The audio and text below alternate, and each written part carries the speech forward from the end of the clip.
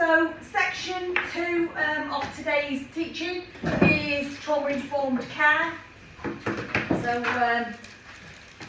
we've done the first part, which is human rights, and we're still in primary strategies. As I said before, CWP say we are a trauma-informed trust provider, and that is basically understanding what's happened before and what's gone before.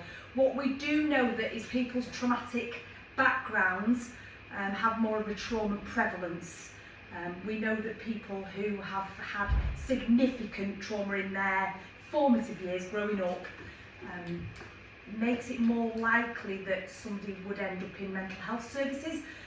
I always kind of think if we could scan a patient as they come in, and if we knew what had happened to them in their previous lives, we might think about people differently. So this is what I was alluding to this morning. Now, this is the video that I was talking about. It's NHS Scotland. It is an animation, but it does talk about gritty subjects. So the reason why it is Scottish voices is because it was done by NHS Scotland, not that we're depicting Scottish people in any other way, but it just gives you a little overview of what trauma-informed practice is.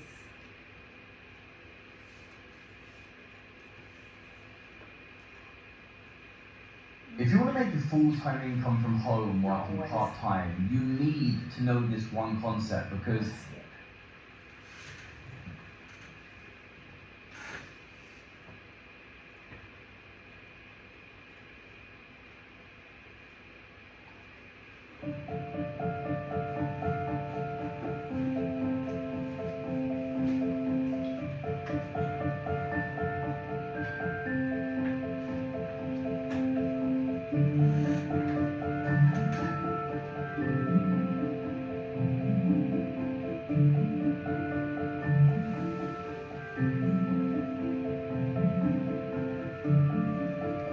whenever Mum went away, he would come into my room. He said I made him do it, and that it meant he loved me. It always made me feel powerless, ashamed. I never knew when an argument would turn into a fight. I was always scared, always on edge, always had to be ready to defend myself. My late husband was very controlling, always put me down, told me what to wear or cook. He'd get angry if I didn't do things right. I had no choice or control. It made me feel useless. I had no confidence in the end. So I zoned out, pretended it wasn't happening. It's so difficult to trust people now. I just freeze and float away in my head when I feel powerless. Now I just get angry a lot, feel like I want to fight. Sometimes I worry I'm just like him. I find it difficult to do things myself, and I get really nervous when I have to talk to new people. I avoid them when I can. What we went through was traumatic because we were harmed, physically, emotionally, and felt like we were in real danger. Traumatic experiences can be things that happen once, a serious accident or assault. Or it can be where traumatic things keep happening, like physical or sexual childhood abuse, or domestic abuse, or relationships where you can't be yourself, where you're put down or bullied. It can make you feel powerless, trapped or betrayed. The sense of confusion, shame or fear can be overwhelming, especially if there is no one you feel able to tell.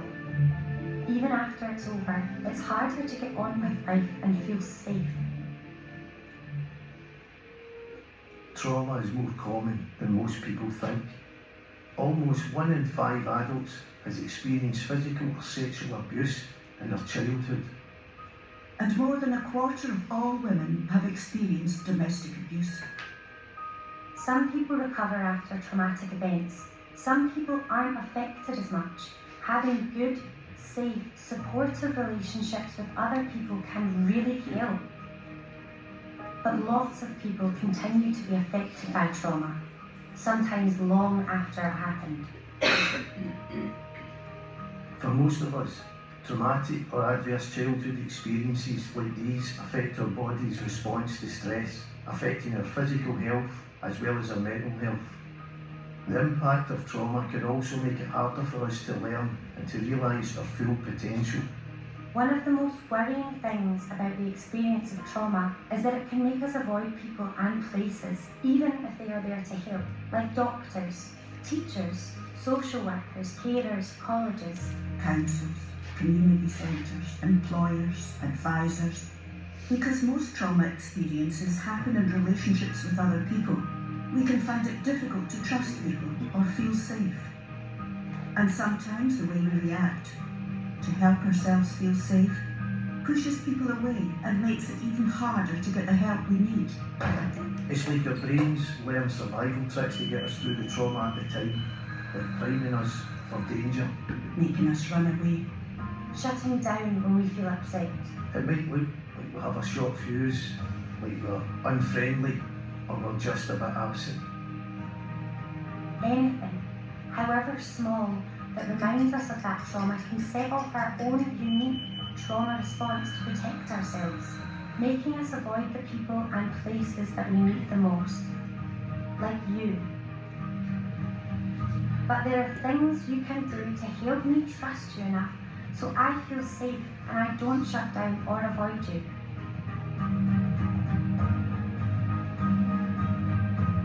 You can offer me a different relationship that doesn't remind me of the one I had when I was a kid. One where I feel safe, I feel empowered, and I have choice and control over what happens to me. One where we work together and I can trust you. This is called being trauma-informed in the way you work. Being trauma-informed means thinking about what will make me feel safe. It might mean offering me choice over the sex of the person offering me care or support, especially if it involves intimate care or examinations. Unfortunately, your usual care worker Heather's off sick. We'll be sending someone else instead. Do you have any preferences about who comes instead? Well, I'd feel more comfortable with someone I've met before. Most importantly, I'd like a woman. Well, how about June? She's worked with us for 3 years. If there's anything you'd like her to do that Heather normally does, just ask. Trauma-informed means empowering me to have control and take an active role in what happens to me. But we know some people don't like coming to the dentist, so is there anything that you're worried about or scared of? I can tell you each step I'm doing, so there are no surprises if you like. If you need me to stop, how will you tell me? Trauma-informed means helping me to trust you by being clear about what will happen, doing what you say you will do when you said you would do it. Unfortunately, our advisors are running about 30 minutes late. I'm so sorry about that. Are you able to stay, or can we make another appointment for you? Many of us at work will have had our own experiences of trauma in our own lives, or we might witness or hear about it in the course of our work. So the same principles apply to all of us. We all need to take care of ourselves by making sure we're safe and connected to the people and activities that matter to us. Can you think of anyone you've met or worked with recently that a trauma-informed approach would have made a difference to? Are there any trauma-informed changes you might make that could make a difference? So if you offer me safety and choice, if you collaborate with me and empower me and help me trust you, then you will help me work with you. Even if I only meet you once, even briefly, you can give me a different kind of relationship. One where I feel valued and valuable, connected and safe. And when that happens over and over again with everyone that I meet, I can learn that it's safe to make connections with people. It is those connections that we all need to access life chances and reach our full potential.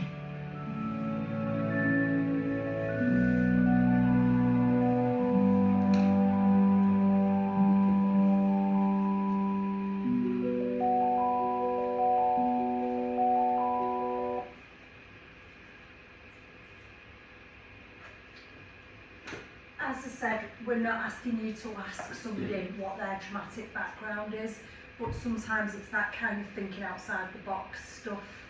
I know that there was an incident where a patient was outside one of our wards. She'd exceeded her Section 17 leave, and we were asked, myself and Adrian, to be involved in a team bringing her back onto the ward. I think you might have been with us, potentially. She'd exceeded her Section 17 leave. She wasn't a threat to anybody else, but she'd had nothing to eat, nothing to drink. It was red hot. There was builders out there looking at her. So we needed to bring her in because it was unsafe, it was undignified for her. As we walked out and around her, because we'll never teach you to chase patients, we kind of wanted to go around her to bring her back in. She saw Adrian walking towards her and straight away she said, "Not you, not you." She knew what was happening. I'm not going to start saying to her, "Why? He's lovely, he's not going to harm you." We knew that he was a trigger, so it was like, get out and formulate an all-female team. We knew that males were a trigger for her, but we're not going to stand there and ask her why. So it's not about that.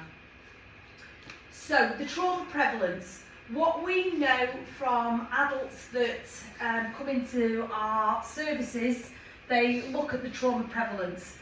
They look at something as well called, for years and years, it's been what we would say diagnostic overshadowing, saying, oh, they behave like that because they're schizophrenic, when actually it might be nothing to do with the schizophrenia, it's something to do with a trauma history. We would never associate a physical health condition, oh, they behave like that because they're diabetic, yet we're the first to pinpoint a mental health condition. So it looks at these statistics. So it says it's estimated that half of those in the mental health system have experienced physical abuse, and more than 1/3 have experienced sexual abuse in childhood or adulthood. And I think that's probably underreported as well. So if you think they've already had a really difficult start. So it says, over the last decade, research has increasingly supported that trauma is linked to adult psychosis. So when the brain is in its formative years, when all those neurons are firing in their brains, in their learning brains, they learn that to be hypervigilant. I've had somebody who said, I identify with the young girl in the video, I am Anya, and she said, that explains why I am constantly hypervigilant. I am always waiting for something to happen and harm to be caused. So it's just, if we could scan people that come into our services and see what's gone before, we might think about them differently, significantly.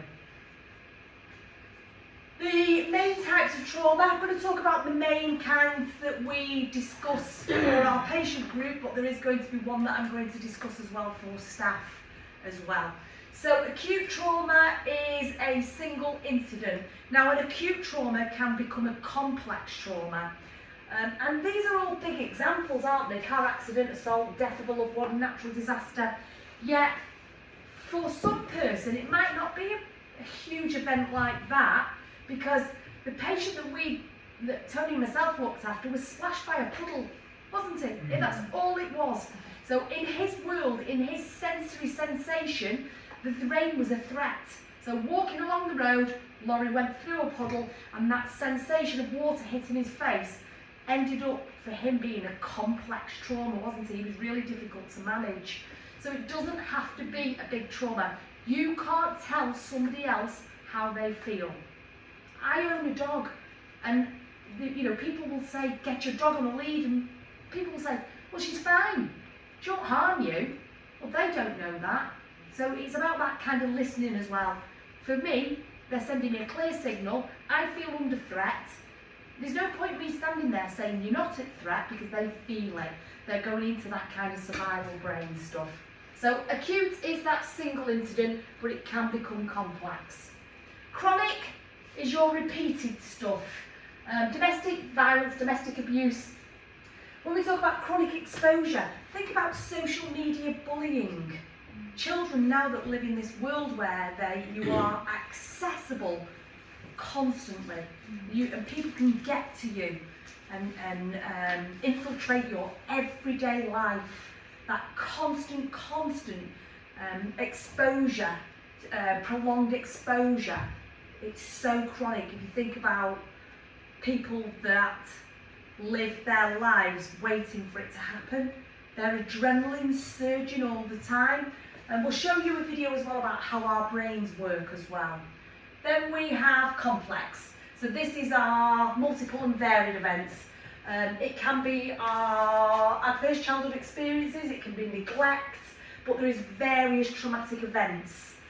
So our gent who was initially splashed by the rain would become so agitated he would harm himself significantly, because he thought, if I'm harming myself, they won't make me go out. And that's how we had to manage, put in place measures to stop him feel frightened about the rain. Major desensitisation programme, but you can't tell him that that's not a threat. So, complex. I'm going to show you another video. It is another animation. Now this is what happens. You will see it's a young boy to start with, and then it will talk about him in his adult life as well. But the acquired childhood experiences are what's happened when he is a child. So we'll have a look at those, and then we'll discuss afterwards how many of these traumas you think that he has been subjected to. Even when he says, I just want to cuddle, it's just, you just think, oh gosh.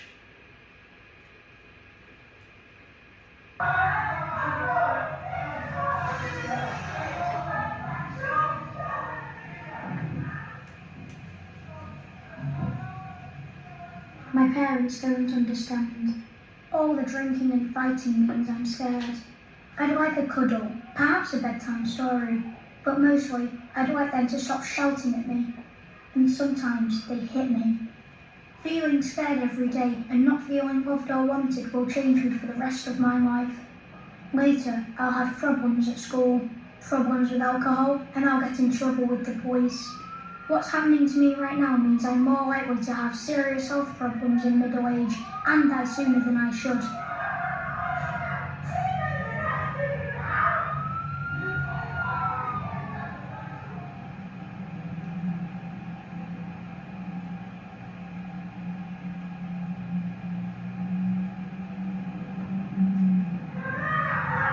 Doctors say my life is full of adverse childhood experiences, or ACEs.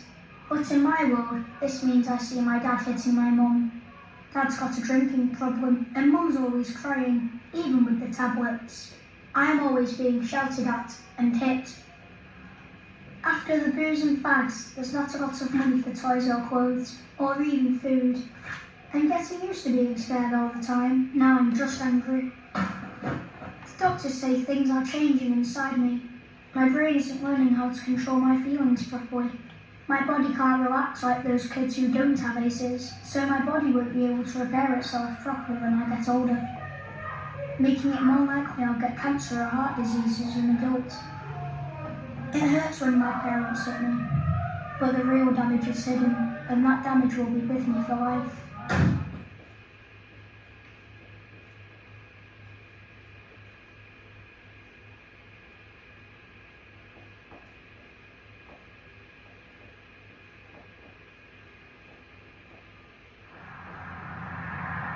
I drink and smoke. They say I'm out of control, but I'm not. It's just my way of coping with my ACEs. I've been in plenty of fights, but what's wrong with that?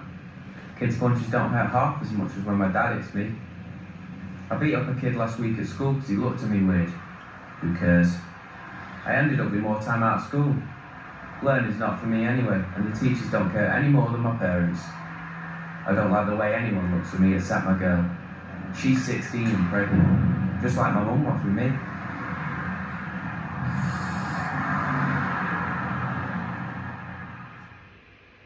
So this is where I've ended up. I've got diabetes and cancer's probably on the way. I know these kill you, but I could do without them. I've never had a proper job and I've spent time inside. I hate my kids. I hate their mum too, until she left, so my kids have grown up with ACEs. And now my daughter had her first kid. She's 16. The course of my life was set in the wrong direction a long time ago. I know where I'm heading, and sadly I know where my kids are heading too.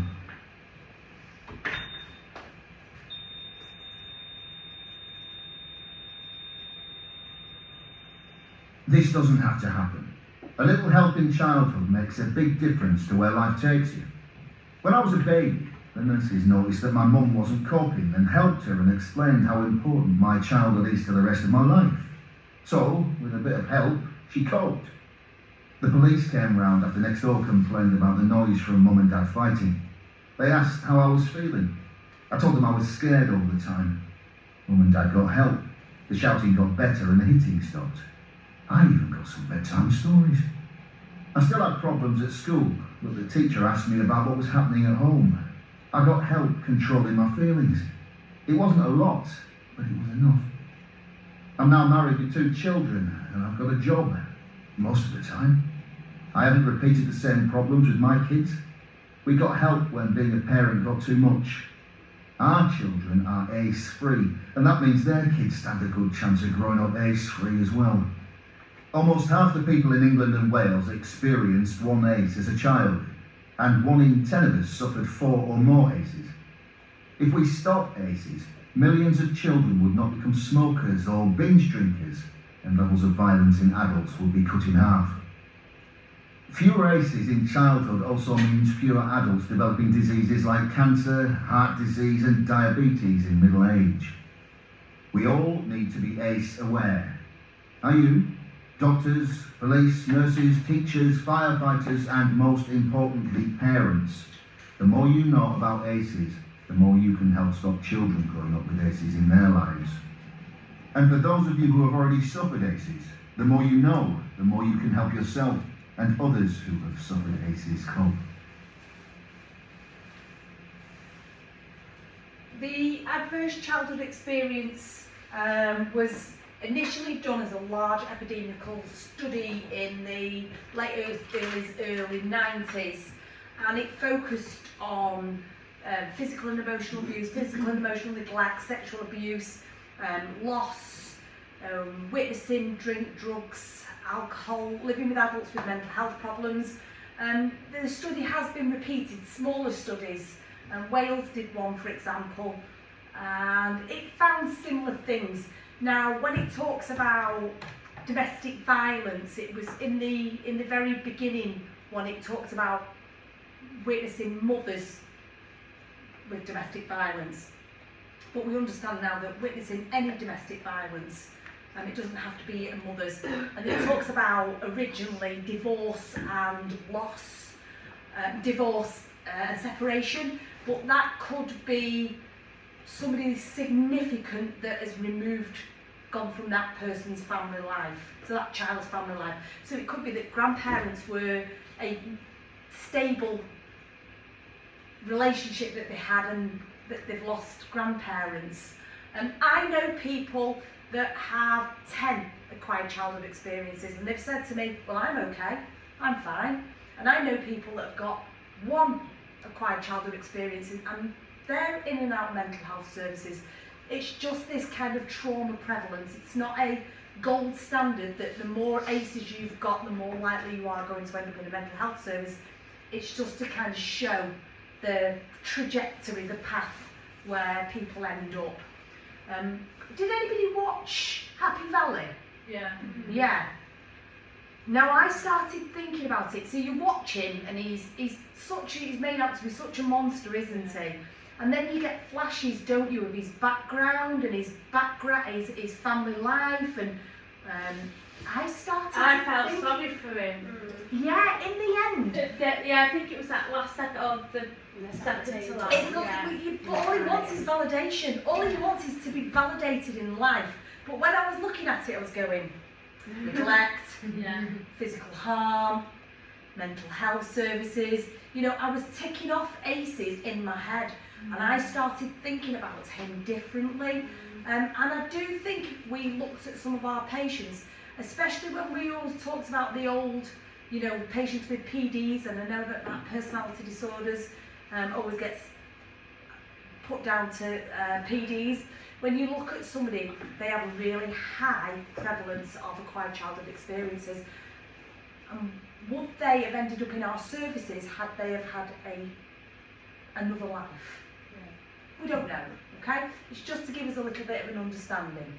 So this was the original study, what they looked at. So it was physical and emotional abuse, sexual abuse, physical and emotional neglect, living in a household with household dysfunction, mental illness, a relative that has either gone to prison or gone away, mother treated violently or an adult or somebody treated violently, living with somebody with substance abuse, that could be drink, drugs, alcohol, and divorce or separation. If you think about him in that video, he talks about physical abuse, he talks about his parents hitting him, he talks about emotional abuse, where he said there's nothing left for me once they've spent the money on drink and drugs and whatever they need. There's not anything left for me. I just want a bedtime story. I just want to cuddle. You know, there isn't that kind of nurturing background for him. There's no discussion of sexual abuse in that little video. He talks about physical neglect. He talks about emotional neglect. He talks about his mum crying. You know, he says that even with the tablets, he alludes to the fact that mum's not well. So then mum's subjected to domestic violence, so they end up separating. This is where we get caught up, and adults get caught in vicious cycles. So people will say, well, why would they do that to their own children?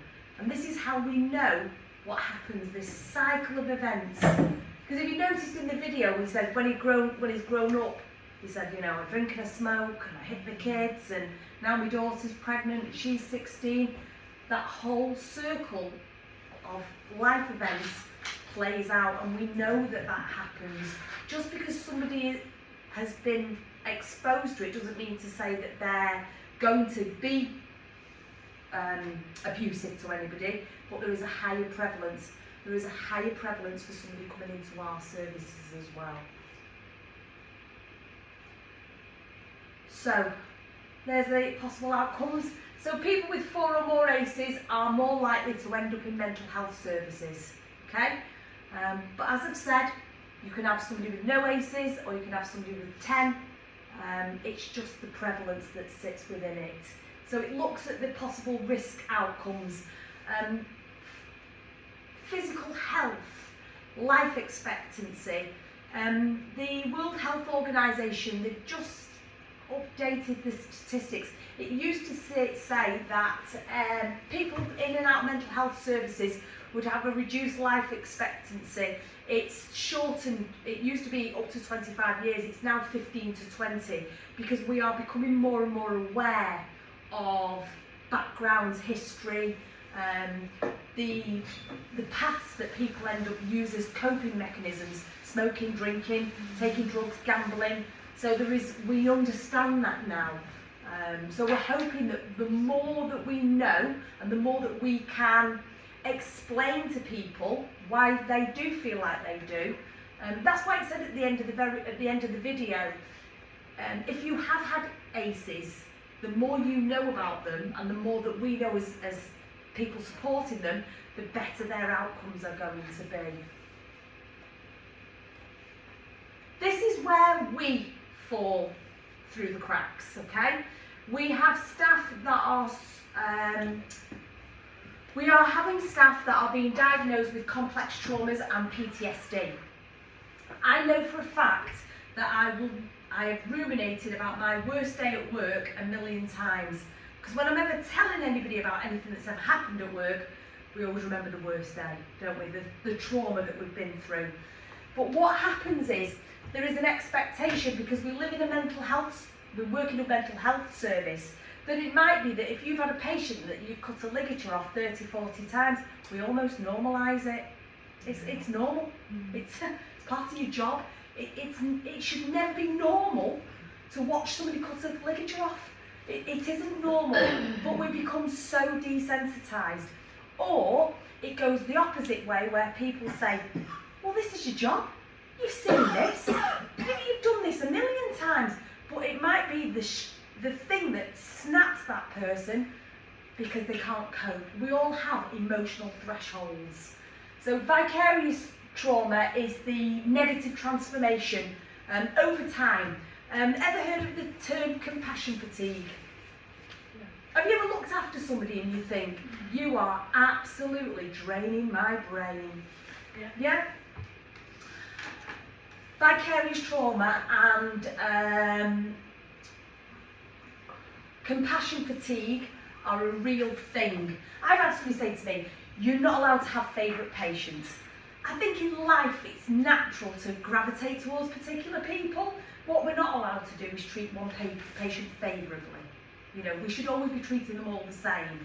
I do get that, but it's understanding your own limitations, and we should be able to go and voice this as well and say, I am running out of steam. Secondary trauma is something that has not even happened to you, but you are traumatised. Ever had a patient admitted and you've read the index history, or you've sat in a handover, you've been off for 3-4 days and they said, have you met our new patient yet? He's, I don't know, headbutted 44 women, he's shattered all the cheekbones, and you're just thinking, oh my God, you know, I've never even met this person yet. Yes, we have to be appraised of the risk. We need to know the risk stuff. But we've not even met this person and we're already on the back foot, aren't we, of how we feel about them? That is a secondary trauma. We are really, we do it to each other without even knowing we're doing it. Have you ever left a shift saying, good luck, going to need it? Yeah. I have, yeah. But that's what you're doing, you're actually doing this secondary trauma to somebody. So it's just being really mindful. Yes, we have to be appraised of the risk, but it's this trying to be mindful of what we're leaving with people as well. So the thought process that we're leaving. Indirect trauma signs and symptoms. I mean, it talks about trauma can be something that can last a short time, can last a couple of weeks, or it can have real long-lasting harm. I know that the reason, I always say to people, I'm going into my 33rd year of working at CWP. However, that's a little bit of a lie because I did leave. I left after 25 years. The trigger for me was an incident where I just snapped and I ran out of compassion. I just ran out of compassion because it wasn't dealt with. Because what was happening was I was going home and trying to live my normal life, and I couldn't sleep and I couldn't eat. And what I was doing was ruminating about this situation all the time. But I was told, it's just your job. It's not good enough when you're going through it, you know. And I was so badly damaged by that incident, I left the trust as a result. You can't look at somebody and say, you've been doing this for years, suck it up, it's part of your job. It should never ever be said, and I know that we do say it, don't we? I think we don't say it as much. Because we're getting better at understanding. But in my experience recently, again, just going back, by a police officer, well, that's your job. Yeah, it isn't your It's job. not, because that your job's not to get hit, No. neither is mine. And I would say that to them and just say, why is that your job? Do you go to work? Is it in your job description to get hit? Yeah, It's there's not no your job in the world that says it's No. okay to feel like No. that. So No. I think we're getting better at it. Because what- we learn It's more. getting normalised though, Yeah. isn't it? Well, this is why we are having staff diagnosed with PTSD and complex traumas.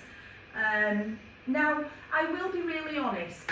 I left the trust and I went to a different trust. Now, I know what people say. We've got our CQC reports, and I don't know where else, one of ours has disappeared. But the trust that I went to had no facilities at all for staff. None whatsoever. There was no support mechanisms at all. I came back within 50 weeks. I was literally like, I'm sorry, I've changed my mind. I don't know where the CQC report's going, there's a room there, but is it all, I'm going to say, I've got the full one up there. If you look at that one, so we are good, safe, good, effective, good, responsive, good, well-led, outstanding for care. That's where I went to. Bit of a difference. And it was obvious. But what it wasn't only obvious to me for the patient care, it was for the staff care too. I don't think we realise how good we do have it. Now, we used to play a video on here about workforce wellbeing.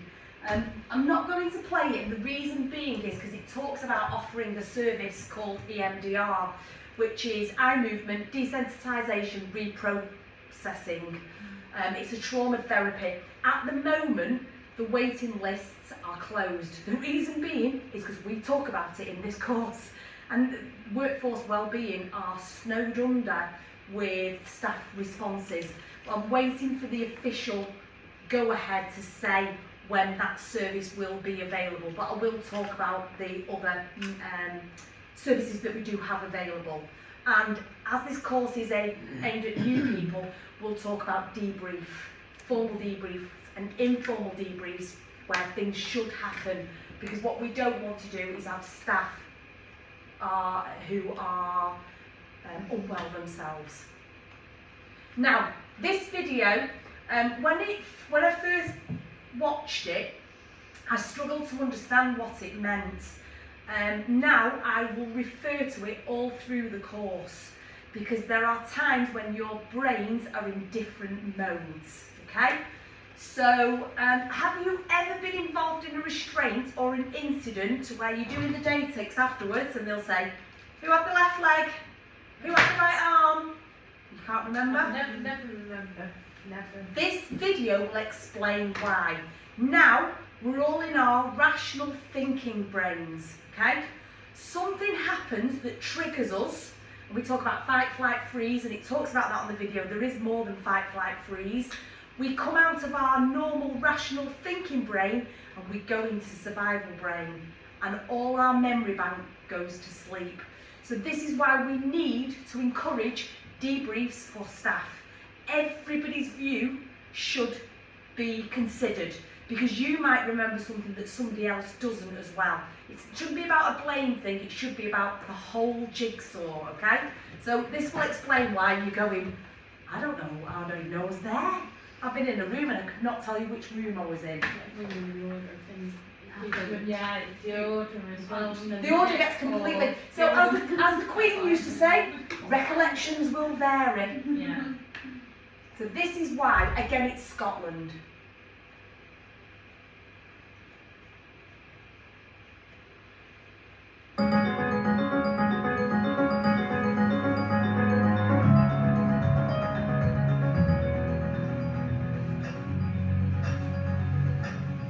We need to take a statement so we can establish what happened on Saturday night. What time did you get back to David's flat? What time? I don't know. Can you give us an estimate? I don't remember. Would your pals remember what time you left the club? He seemed nice.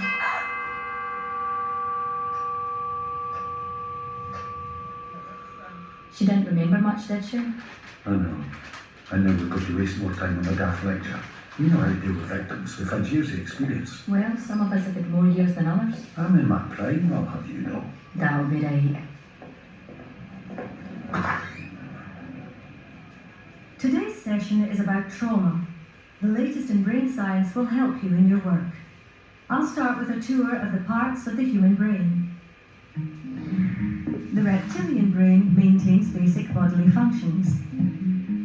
The limbic system is also instinctive. It deals with fear and pleasure. For example, you pat a dog, it senses pleasure, and without thinking, wags its tail.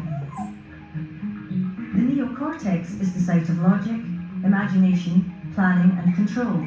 It's more sophisticated, but because it's conscious, it's slower than the older parts of the brain. The amygdala is a key part of the limbic system. It has one job, to sense danger and set off the alarm. When it's a matter of survival, the primitive parts of the brain override the conscious part. There are three possible survival responses: fight, flight, or the one that people don't think of, freeze. When the alarm goes off, blood and oxygen are diverted to muscles, adrenaline floods the body, and all systems that are not crucial to survival are switched off. Normally, the job of the hippocampus is to file memories so you can retrieve them later, but in times of danger, it stops filing memories, which makes it harder to gather evidence later on. Instead, the hippocampus switches to pumping cortisol. What's useful about cortisol is it stops us feeling pain, so we can focus on survival. Can anyone give me an example? A farming accident where a man carried his own arm for a mile without feeling any pain? Yes, excellent example. It is an evolutionary safety mechanism which is fast and instinctive. In essence, it's our body's very clever way of protecting us. To recap, an example of the three parts of the brain working together. You're standing at a bar. Your reptilian brain is keeping your heart beating. You're enjoying the pleasure of a nice pint with your limbic system. You're using your neocortex to work out if there's time for another before the last train. What could happen to make the amygdala kick in? What if this happened? The way you'd respond would depend not on your logical brain, but on your instinctive brain. Being glassed in a bar would be a traumatic experience. Who can give me another example of an event that can cause trauma? War? Rape? A car crash? Good, yes.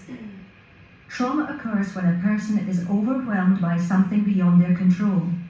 The survival brain takes over the rational brain. It can lead to post-traumatic stress disorder, PTSD, with symptoms that last at least a month. Vicarious or secondary trauma is something you may experience if you deal with incidents such as rape or sudden death, or think of Lockerbie, Dunblane. You're not superheroes. Having a brain makes you all vulnerable to secondary trauma. It's important to understand that when trauma occurs again and again, it can become complex PTSD, such as in domestic abuse or child sexual abuse. The alarm system in the brain becomes jammed. Memories are stuck in the limbic system, so a trigger can set off the alarm. The trigger could be anything: a colour, a smell, a sound, a sensation. Now, the indicators of trauma. What should you be looking out for? Depression. Crying a lot? Yes, that's one response. And at the other end of the spectrum, total numbness. Nightmares? Flashbacks? Stress. Good, yes. And they may feel sick. Also, shame, feelings of guilt, inability to enjoy sex, social isolation, triggers.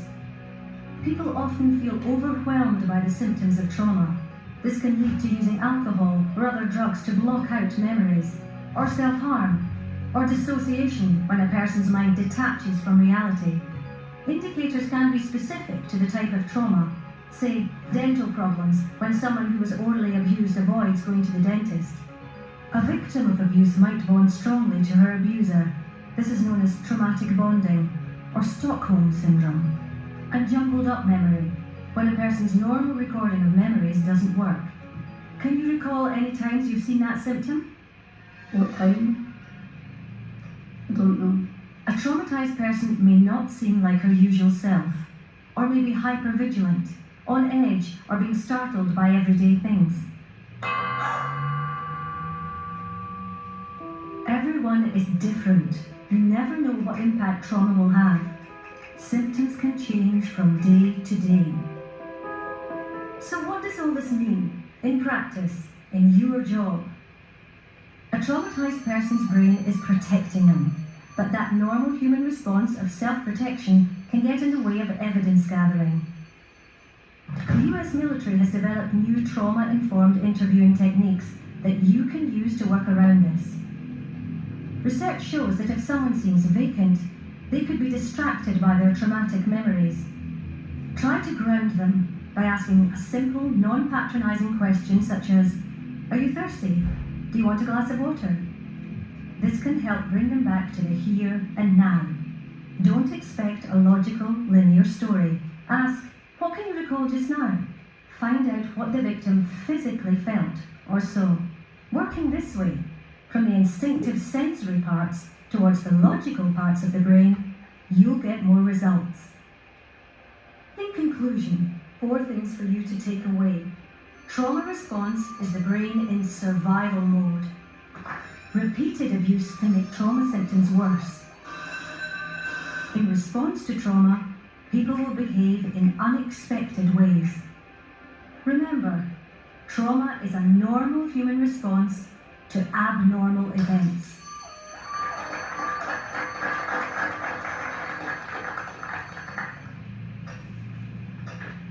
We know that you've gone through a really painful experience, but we need to take a statement to understand what happened on Saturday night.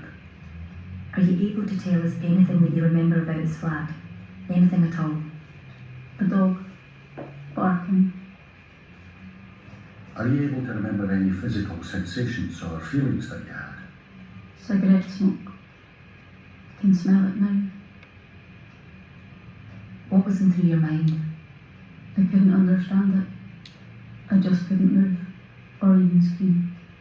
To freeze is a perfectly normal response. So you start with the memories, you don't start at the beginning. You have to engage with feelings to get to the facts. Makes sense. Check you, Professor, getting all sciencey on us. Well, if it gets us usable evidence. Cause life in the old dog yet. Oi. Again, it's an NHS Scotland one. It talks about, in the beginning he was saying, oh, I'm in my prime, I've been doing this job for years, but it's about that approach, a different change towards it. Talks about fight, flight, freeze. Freeze is something that can happen to any one of us. I've seen situations where I've seen the most experienced people go in and then something has stopped them in their tracks. But fight, flight, freeze is not the only things that you can have. There's something else called fawn, where you try and fawn a relationship with somebody. Have you ever tried to win somebody over? Our approaches have changed years ago in our control and restraint days. You're doing is what I say. I'm telling you, shut up, I'm the member of staff. You're going to have to listen. But if they don't like you, well, they're not going to listen, are they? So I've tried to win people over many times. So it's about that kind of skill. But don't berate somebody if they do go into freeze mode. It is a natural brain thing. It's quite strange when you're ever subjected to an extreme situation. The only thing I can compare it to when you talk about physical brain, when your amygdala kicks in, where all your adrenaline start flowing, it takes away that normal brain thought. I have been involved with doing CPR with an adult on my own for nearly 10 minutes. In a training room, I can't do it for more than 2 minutes. I am absolutely exhausted. But in that situation, I did not feel pain and I did not know the time. It was irrelevant. My brain was able to give me a protective factor to be able to do it for longer. But that's not your normal thinking brain. It's a bizarre brain to be in. Oh, it's that, well, I would have done this. Yeah. You shouldn't have done that, you should have done it this Yeah. time. That does me. Yeah. There's nothing is in No. Why didn't you do that? Yeah. Why didn't you do that? You know that. You get taught that. Yeah. Why didn't you go and get this? Because I didn't. I was in survival Yeah. brain. I was doing what was necessary at the time. Okay. Yeah. So it's just understanding. I've had somebody say, "Can you send me that video?" You send me that video. Will you? Again, if you watch it again, it makes you understand why our brains behave the way they do. I am a witness in a court case. The incident happened 2 years ago, but they've started saying to me, what do you remember seeing, feeling, smelling?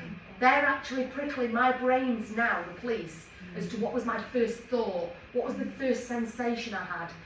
They're not asking which position, which person, which car was in, where. They're not interested in the semantics of that.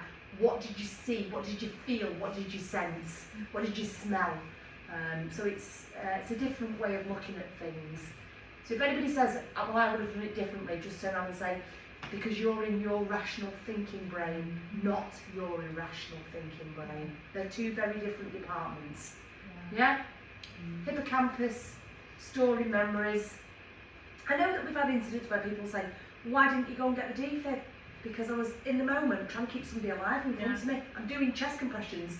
I wasn't thinking about the defib because I was doing what I needed to do in that moment. Yeah. But we've had people then going, well, why? Because it's a different brain. Yeah. It's a different brain department. So realising, recognising, responding is a very, very simple system. And that's exactly what we did outside the unit with the young female that just said, not him. It was just about understanding that there was a trigger there. Didn't have to understand what it was, but what we did was we realised, we recognised, and we responded by moving that person out. I think we do that without even thinking. It's a simple concept, but it's something that we do. So, what we want to do is build safe therapeutic relationships with people, make them feel empowered, make them feel safe, but we want to work in collaboration with them and their significant others, because that's how we would want to be looked after. I wouldn't want somebody looking after me that I didn't feel safe with. Our patients don't go home, do they? They're with us, even if they're only with us for 13 hours.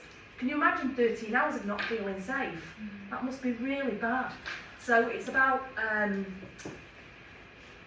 making those connections with people.